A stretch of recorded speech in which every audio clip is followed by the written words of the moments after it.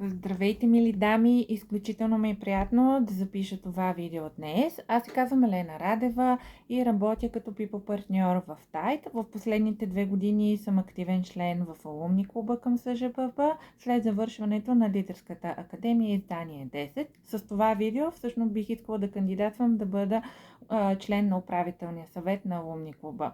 В посока моята мисия и визия за развитието на алумни клуба е разгръщането и затвърждаването на добрата колаборация и комуникация между кор-членовете на СЖББ, както и умни членовете.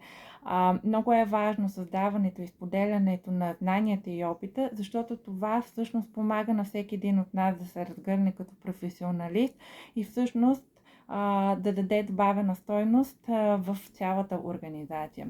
На следващо място бих продължила с затвърждаването и всъщност разгръщането на комуникационните канали на алумни клуба, включително и по-доброто позициониране в медийното пространство.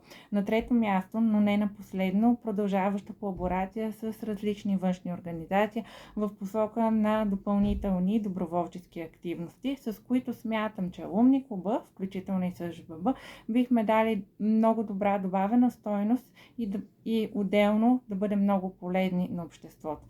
Много благодаря за вниманието и до скоро!